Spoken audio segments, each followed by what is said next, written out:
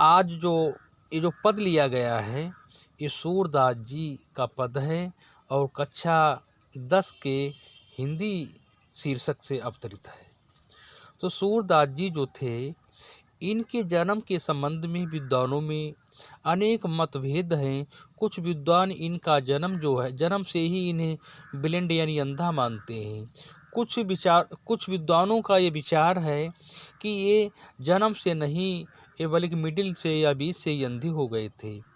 तो यहाँ पर इनके जो पदों से ये साबित होता है कि जिस तरह से अगर कोई भी व्यक्ति किसी को देख नहीं सकता है तो उसका वर्णन भी करना थोड़ा इम्पॉसिबल होता है, क्योंकि कुछ ऐसा ही इन पदों से ज्ञात होता है कि भगवान कृष्ण की बचपन की बाल लीलाओं का वर्णन करना ये इतना रहस्यमय बन गया है कि अगर चित्र देखा नहीं जाता है तो उसका वर्णन करना काव्य के माध्यम से थोड़ा असंभव ही कहा जाता है।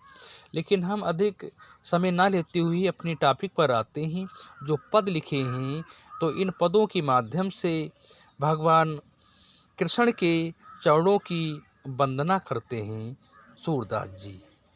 तो लिखा है, चरण कमल बंदो हरिराय, जाकी कृपा पंगु गिर लंघे, अंधे को सब कुछ दर्शाए, बहिरो सुने गूंग पुन बोले, रंक चले सिर छत्र धराए, सूरदास स्वामी करुणा में बार बार बंदों ती पाए। कहते हैं चरण कमल यानी चरण जो हैं वे कमल के समान ऐसे कह सकते हैं। यानी जो कृष्ण के यानी कमल रूपी चरण बंदो माने वंदना करना, हरि माने भगवान और राय माने होता है राजा। तो भक्त सूरदास जी कहते हैं कि है प्रभु मैं आपके कमल रूपी चरणों की वंदना करता हूँ। जाकी कृपा पंगु गिर लंघे, जाकी यानी इन चरणों की कृपा यानी जिनकी कृपा से पंगु गिर लंघे, पंगु माने लंगड़ा होता है, लंघे माने पार करता है। यानी जाकी जिनकी कृपा से लंगड़ा व्यक्ति जो है पर्वतों को लांघ जाता है, अंधे को सब कुछ दर्शाए यानी अंधे व्यक्ति को सब कुछ दिखाई देने लगता है, बहिरो सुने गूंग पुन बोले और जो बहरा व्यक्ति होता है वह सुनने लगता है, गूंग पुन बोले गूंगा फिर से बोलने लगता है, रंक चले सिर छत्र धराए, रंक कहते हैं गरीब के लिए भिखारी के लिए कह सकते हैं, और भिखारी जो है चले सिर कहते हैं सिर पर छत्र धराए, छत्र धराए का मतलब होता है मुकुटधारी, कहने मतलब और भिखारी मुकुटधारी राजा बन जाता है। सूरदास स्वामी करुणा में बार बार बंदों ती पाए, ती माने होता है उन, यानी सूरदास जी कहते हैं है करुणामय और दया में स्वामी, मैं ऐसे अद्भुत मैं ऐसे विचित्र चरणों की एक बार नहीं बार बार वंदना करता हूँ। नेक्स्ट पद, अविगत गत कुछ कहत न आवे, ज्यों गूंगी मीठी फल को रस अंतर्गत ही भावे, परम स्वाद सभहि सुनिरंतर अमित तोष उपजावे। इस पद के माध्यम से सूरदास जी कहना चाहते हैं कि अविगत गत कुछ कहत न आवे, यानी जो निराकार है, निराकार पारब्रह्म की जो स्थिति का वर्णन नहीं किया जा सकता है, अर्थात वह अवर्चनीय है। किस तरह से कहते हैं, ज्यों गूंगे मीठे फल, जिस प्रकार से गूंगा व्यक्ति मीठे फल का स्वाद अपने हृदय में ही अनुभव करता है, मीठे रस अंतर्गत ही भावे, अंतर्गत मतलब अपने ही अंदर यानी हृदय से गत भावे, गत माने होता स्थिति या दशा के लिए कह सकते हैं, यानी उस अपने ही कहने मतलब है कि स्वाद अपने हृदय में ही अनुभव करता है, दूसरे को इसके बारे में कोई ज्ञान नहीं करवाता है, अवगत नहीं करवाता है। परम स्वाद सभहि से निरंतर अमित तोष उपजावे, उनका वर्णन नहीं कर सकता है। उसी प्रकार से परम स्वाद सभहि सुनिरंतर अमित तोष उपजा, अमित कहते हैं अत्यधिक, तोष माने होता है तोष माने होता है संतोष। कहने मतलब है कि उसी प्रकार आनंद से भरे हुए और उसमें ईश्वर को प्राप्त करना अलौकिक आनंद सभी, जिस प्रकार से अलौकिक आनंद सभी को निरंतर अत्यधिक क्या करता है, संतोष प्रदान करता है। मन और वाणी द्वारा को अगम अगोचर सो जाने जो पावे। अगम अगोचर, अगोचर का मतलब, अगम का मतलब होता है जहाँ पहुँचना कठिन हो, अगोचर का मतलब होता है इंद्रियों की गति से परे अथवा इंद्रियां जिसका अनुभव करने में असमर्थ हो। इसे ऐसे कह सकते हैं कि उसे वही जान सकता है जो उसे प्राप्त कर लेता है, या दूसरे शब्दों में कह सकते हैं उस पार ब्रह्म परमात्मा तक नहीं पहुंचा जा सकता है। इंद्रियां भी उससे पाने में क्या है, असमर्थ हैं। उसे वही जान सकता है जो उसे प्राप्त कर लेता है। रूप रेख गुण जात जुगत भी निरालंब कित धावे। निरालंब, निरालंब का मतलब होता है बिना किसी आधार के, बिना किसी आधार के। कहने मतलब है कि निराकार, उस निराकार ब्रह्म का ना कोई रूप है, ना कोई रूप है, ना कोई रूप गुण जाति, जात जुगत बिन, ना ही कोई रूप है और ना कोई पहचान है, और ना उसके गुणों का कोई किसी का ज्ञान है। निरालंब कित धावे, निरालंब मतलब होता बिना किसी आधार के। अतः बिना किसी आधार के कहाँ कहाँ दौड़ते रहें। सबविद अगम विचारें ताते सूर सकुन पद गावें। सबविद यानी अंत में सूरदास जी कहते हैं कि निर्गुण को सब प्रकार से आगम्य मानकर, आराध्य मानकर मैं सगुण ब्रह्म की क्या है, लीलाओं का वर्णन करता हूँ। नेक्स्ट पद में किलकत कान घुटरुअन आवत। इस पद में जो है भगवान कृष्ण जी जो हैं घुटनों के बल चलते हुए और शोभा का, उनकी शोभा का जो वर्णन है वह इस पद के माध्यम से किया गया है। कहते हैं किलकत कान घुटरुअन आवत, किलकारी मारते हुए श्री कृष्ण यानी घुटनों के बल आ रहे हैं। मन में कनक, मन में यानी मणियों, कनक नंद के आंगन, नंद कनक माने सोना होता है, नंद के आंगन यानी नंद जी का आंगन, यानी नंद जी के आंगन में बनाए गए और मणियों से युक्त आंगन में श्री कृष्ण क्या करते हैं, बिंब पकड़िबो धावत। बिंब पकड़, बिंब का अर्थ होता है परछाई, और इसे कह सकते हैं कि जो मणियों यानी स्वर्ण और मणियों से युक्त जो आंगन में श्री कृष्ण अपनी परछाई को पकड़ने के लिए धावत यानी दौड़ते हैं। कबहू निरकहर आप छाँव को करसो पकड़न चाहत। इसे कह सकते हैं अपनी परछाई, करहूँ अपनी परछाई को देखकर वे उसे अपने करन यानी अपने हाथ से पकड़ना चाहते हैं। यानी करसो पकड़न चाहत, कर माने भी हाथ होता है, यानी करसो पकड़न चाहत। किलकत हंसत राजत दुई दतियाँ पुनि पुनती अब गाहत। किलकत यानी किलकारी मारते हुए, किलकारी मारते हुए समय उनके किलकारियाँ मारते हुए, या कह सकते हैं किलकारियाँ मारते समय उनके आगे के दुई दतियाँ यानी जो दो दांत हैं सुशोभित हो रहे हैं, सुशोभित हो रहे हैं। कहते हैं पुनि पुनि, पुनि पुनि मतलब होता है बार बार, बार बार क्या करते हैं, अवगाहत, अवगाहत मतलब होता है दिखलाते हैं, बार बार वे उन्हें दिखलाते हैं। कनक भूमि यानी सोने की, स्वर्ण से युक्त भूमि कह सकते हैं, स्वर्ण निर्मित कह सकते हैं। पर कर पग छाया ये उपमा इक राजत। स्वर्ण निर्मित आंगन में श्री कृष्ण की छाया को देखकर मन में ये उपमान प्रस्तुत होता है, मन में ये एक उपमान प्रस्तुत होता है। उपमा एक राजत, उपमान प्रस्तुत होता है।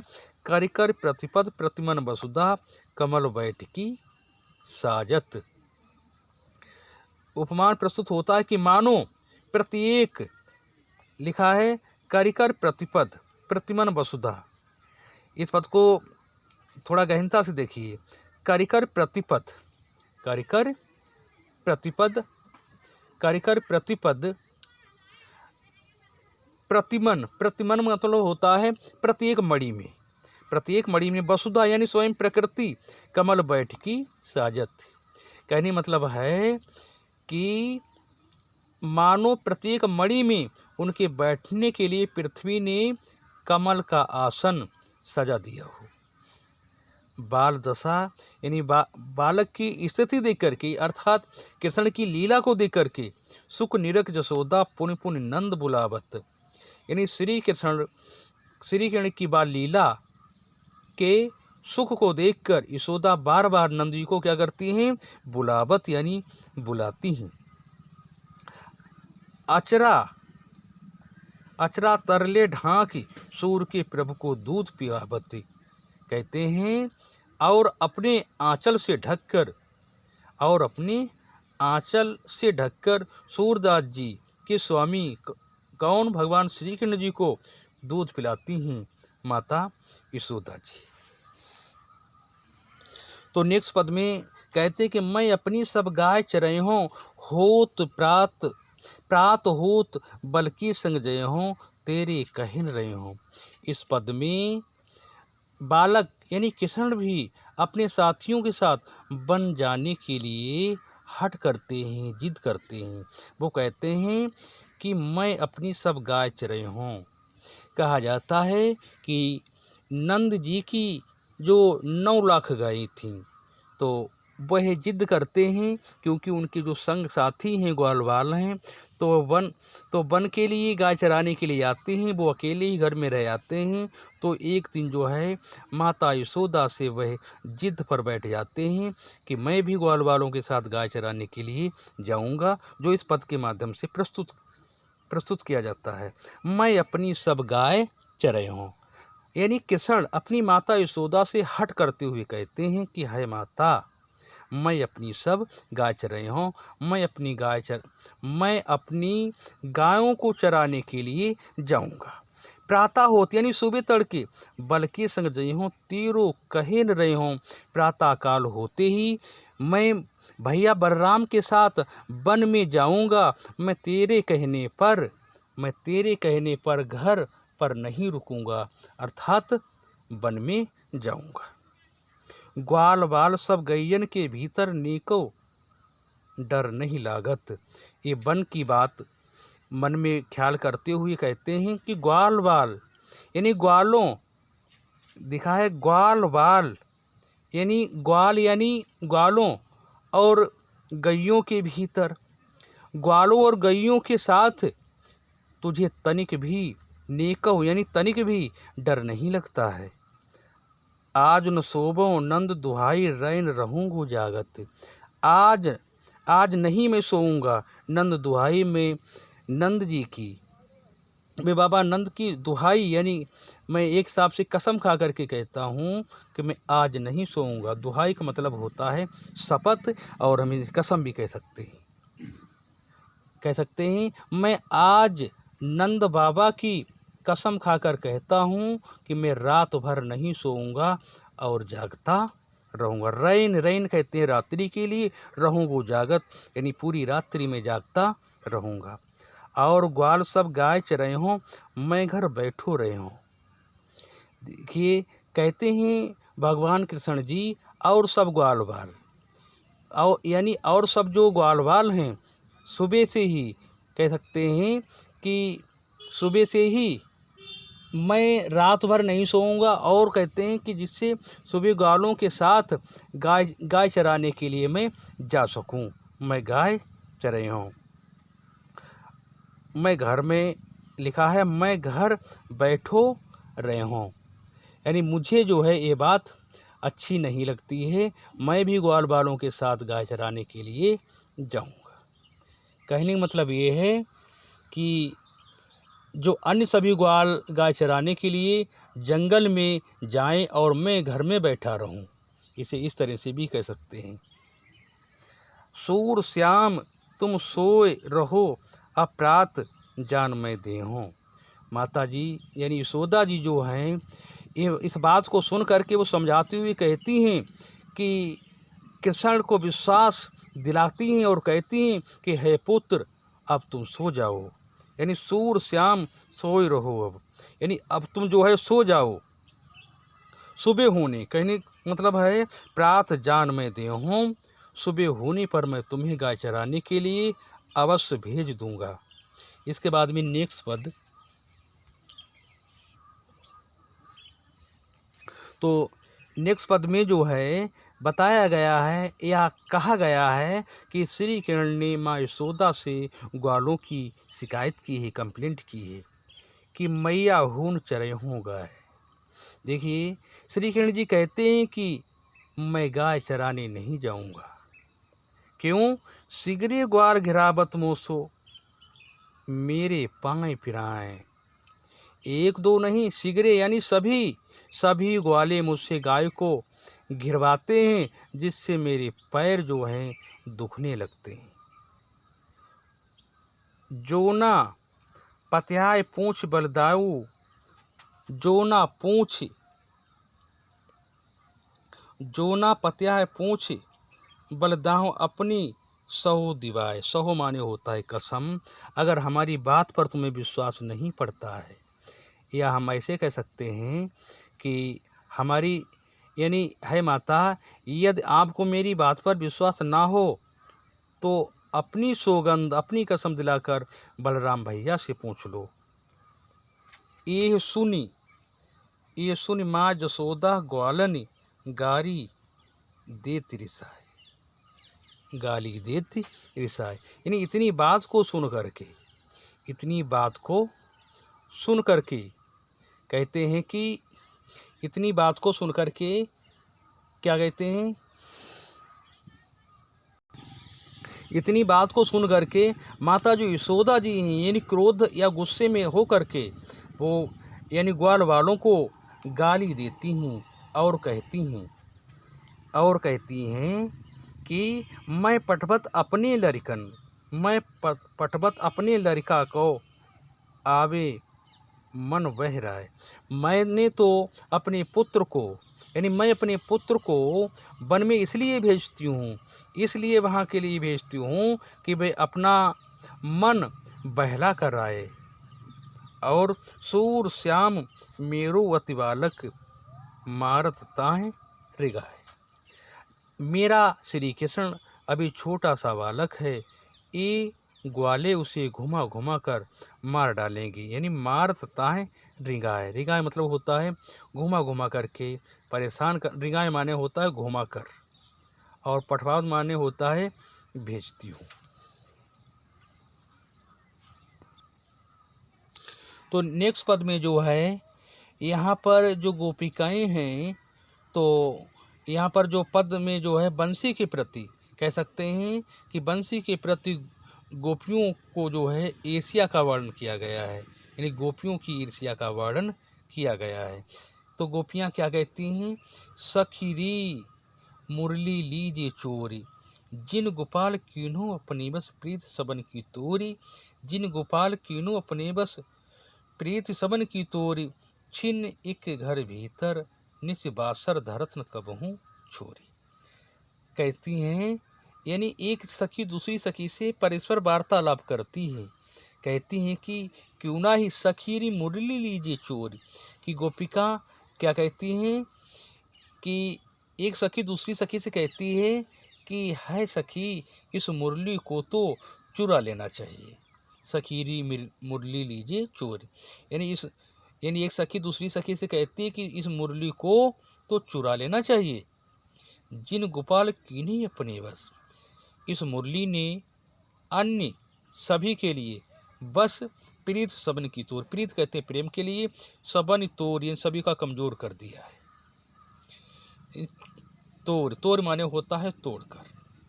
कहने मतलब है कि इस मुरली ने अन्य सभी के प्रेम संबंधों को समाप्त करके श्री कृष्ण को अपनी अधिकार में कर लिया है, अपने अधिकार में कर लिया है। छिन एक घर भीतर निस्बासर धरत न कबहुन छोरी। ये जो मुरली है किरण को इतनी प्यारी है कि वे इसे कहते हैं घर भीतर, चाहे घर में हो या बाहर हो, यानी भीतर हो या बाहर हो, निस्बासर चाहे दिन हो या रात्रि हो, धरतन कबहू छोर यानी भाई कभी भी अपने से अलग, यानी इसे चाहे रात हो या दिन हो, अर्थात किसी भी समय अपने से अलग नहीं करते हैं। यहाँ तक कि कबहू कर कहते हैं, कबहू अधरन कर कबहू घोषत जोरी, कबहू घोषत जोरी। तो बताया गया है कि कहने का मतलब है कि कभी भी, यानी चाहे दिन हो या रात्रि हो, किसी भी समय अपने से अलग नहीं करते हैं। यहाँ तक कि वे मुरली को क्षण भर के बिना, यानी क्षण भर के लिए भी वह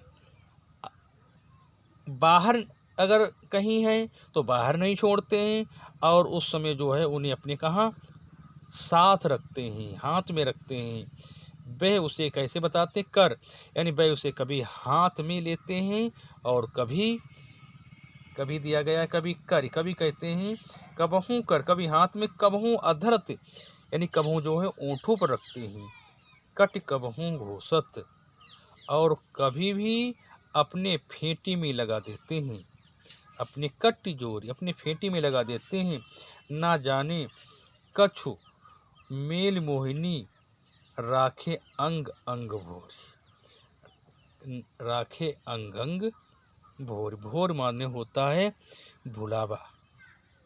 मोहिनी, मोहिनी का मतलब होता है जादू।